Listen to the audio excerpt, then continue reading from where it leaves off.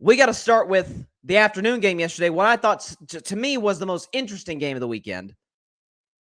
And that was the Kansas City Chiefs taking on the Cincinnati Bengals in a rematch of last year's AFC title game. Cincinnati won the game 27-24. And did we ever think we'd be saying this?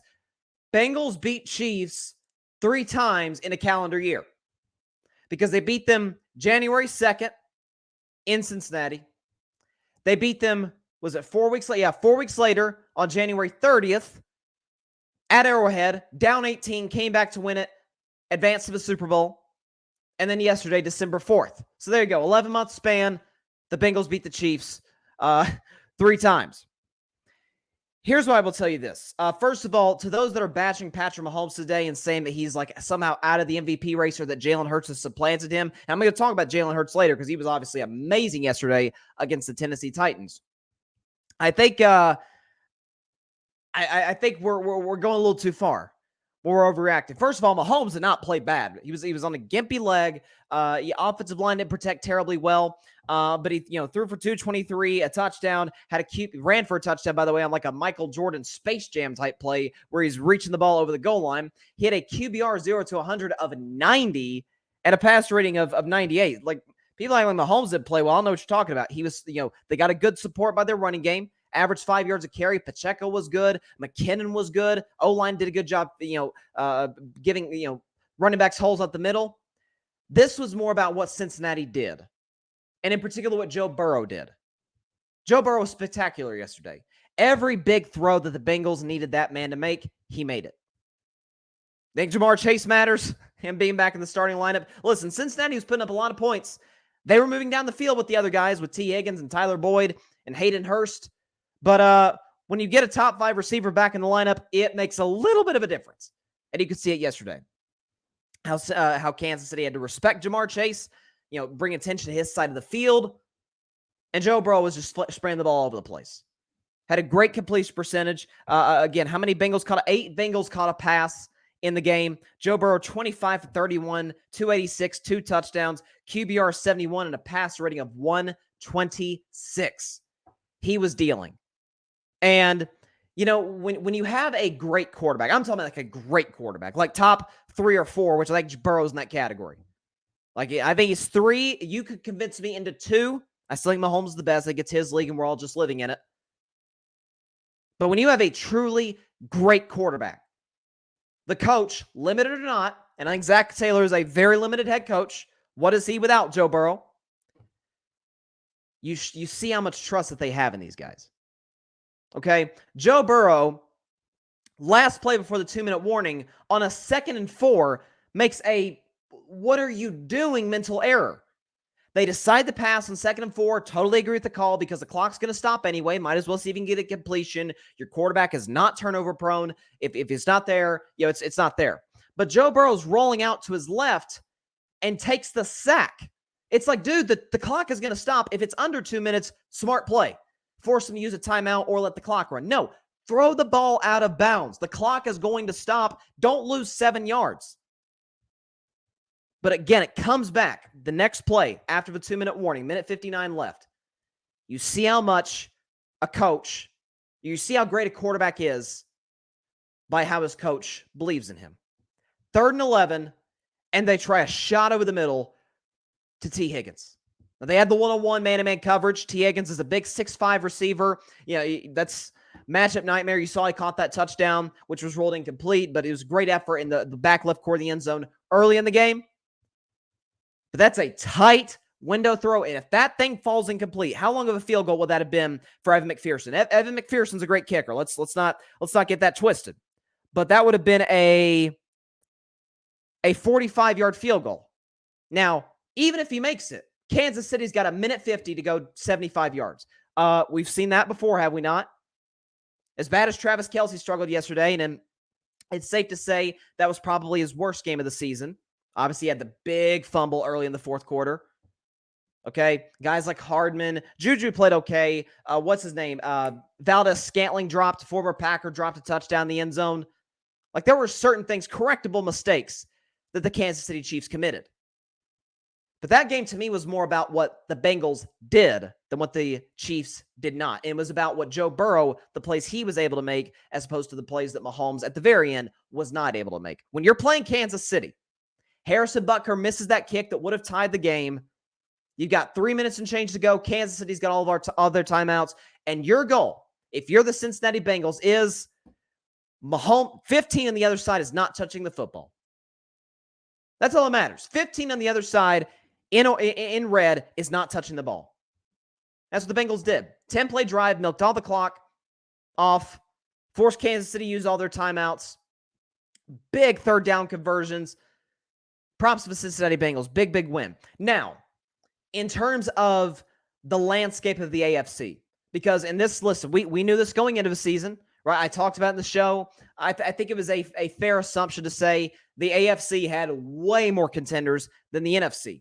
Now it looks even more lopsided because I thought the Rams were going to be a contender. They're 3-9 on their backup quarterback. Okay, we thought teams like, say, the Saints would at least be respectable. No, the MVP Aaron Rodgers of the Packers. No, they're 5-8. Out in the AFC, you got the Chiefs and the Bills and the Bengals and the Ravens and the Dolphins are interesting. You got a lot of teams in here that are more than capable of making a run.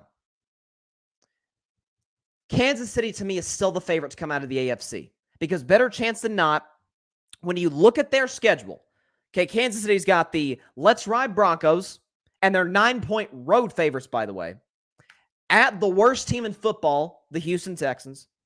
Home against Seattle, that's a tough matchup. Home against the Let's Ride Broncos, and then at the Vegas Raiders, who they've historically owned in the Mahomes-Reed era. By the way, Mahomes has never lost a divisional game on the road. So I have a hard time believing history's going to not repeat itself on January 8th. So I know, listen, Buffalo's got the number 1 seed, but Kansas City, I just gave you their schedule. Here's the Buffalo Bills schedule moving forward. Jets, that is no gimme. Dolphins, that's no gimme. Chicago, they'll win that one. At the Cincinnati Bengals in the last Monday night game of the year, and then the Patriots at home. Like, there's 2 games in there. To me, the Jets and the Bengals pose the biggest threat to beat the Bills. So Kansas City, I'm here to tell you right now, folks, they're going to be the 1 seed. Matter of fact, they very well may win out. Worst case, lose 1 game. We know the Bills had the tiebreaker because they beat Kansas City back in week 6. But very good chance for the 5th consecutive year, the AFC is going to run through Arrowhead, as it has for every single year in the Mahomes-Reed era. But when we talk about the playoffs, what's the playoffs about? It's not necessarily the best teams. In a lot of cases it is, but not always. It's about matchups. It's about, obviously, health comes into play. Everybody's beat up by this point. Everybody's beat up by now, and we still got a month left in the regular season. We still got 5 games left for everybody in the league. It's about matchups. Styles make fights, as they say. Another quote, Mike Tyson, everybody's got a plan until they get punched in the mouth. And when you talk about who matches up in the AFC, who matches up the best, not necessarily in total, but who matches up better with Kansas City than any team in the league, it is the Cincinnati Bengals. First of all, they've shown you that 3 times. Week 17 last year, AFC title game last year, and then yesterday. Because is Josh Allen a better quarterback than Joe Burrow? I would say probably, but you could convince me that Burrow's better than Allen, honestly. He's won more. He's done more with less. His coach isn't as good. He's beaten Mahomes at Mahomes. Allen hasn't done that in the playoffs. You could make an argument. But let's just say quarterback, that's a wash. Weapons probably favors Buffalo, but you want to cover Jamar Chase? T. Higgins is a matchup nightmare. He is unguardable in the red zone because of his size and strength. Hayden Hurst is a better tight end than Dawson Knox. I like Dawson Knox. He's not as good as Hayden Hurst as a pass catcher. Running game, not close. Bengals.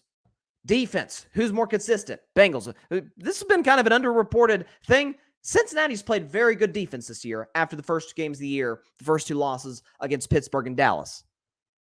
That is a Bengals defense that's playing confident. They're getting turnovers. They're getting to the quarterback. I mean, really one of the biggest plays of the game yesterday was that last 3rd and 3 that the Chiefs had, last play of Mahomes' this afternoon, when they got a little shoelace tackle from behind and it sacked it for a couple-yard loss. which made the field goal tougher, which meant Kansas City couldn't continue to move the ball down the field. They get to your quarterback. They make you turn the ball over. That's what you got to do to beat Kansas City. Whereas Buffalo, they're great. They can beat Kansas City, but it probably has to be a shootout. Bengals don't necessarily have to win by a shootout. They can stop Kansas City. And obviously, they can score on Kansas City. They got a loaded offense, and Kansas City's defense, it's fine. It's better than years past, but it's still not elite. Baltimore, I don't know if Lamar's going to be healthy. And even if he is, who's got the better weapons? Cincinnati or Baltimore? You tell me. Right? Mark Andrews is great. That's all they got. You like Duvernay more than Jamar Chase? Call me crazy, but I don't. Okay? Miami, stop. Tua can't go toe-to-toe with Mahomes in the playoffs. Okay? Who am I missing? The Titans. No. Listen, they can run it down your throat, but Tannehill can't match Mahomes throw for throw. We saw that in the playoffs a few years ago. Styles make fights. Cincinnati can not only fight Kansas City, heck, they've beaten them the last 3 times. Expect this to be a playoff matchup, whether it be in the divisional round or in the AFC title game. It'll, in all likelihood, be an Arrowhead, but that, to me, if I'm a Kansas City Chief, Bengals scare me a heck of a lot more than Buffalo does. I'll tell you that much. Styles make fights. I'm just here to tell you, Bengals are the biggest threat matchup-wise to the Chiefs. Not saying other teams like Baltimore, Buffalo can't beat them, but the Bengals match up better than the Ravens or the even the Titans or the Bills do.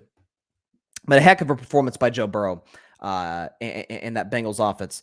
Again, I love watching Joe Burrow because he's almost got like a Kawhi Leonard factor to him in that whether the game is going great or whether the game is just a disaster, same look on his face. It's not Russell Wilson-esque where it's fake. Like it's fake optimism, fake, hey, we got this, no. They don't buy into that. Teams can see through your quarterback if he's fake. Ask the 3-9 Denver Broncos. Okay, they lost again yesterday. Man, they call him Joe Cool, which is what they called Joe Montana back in the day. And I laughed. Check the tape if you want to suffer through it. But I laughed at comparisons out of the draft between Montana and Burrow. I said, okay, this is getting a little ridiculous. No, I was the one being ridiculous. This guy's legit. Love watching him play. Thanks so much for watching the show on YouTube. Be sure to click that big red subscribe button and go check out the other clips and full shows of Carving It Up Live. Have a blessed day.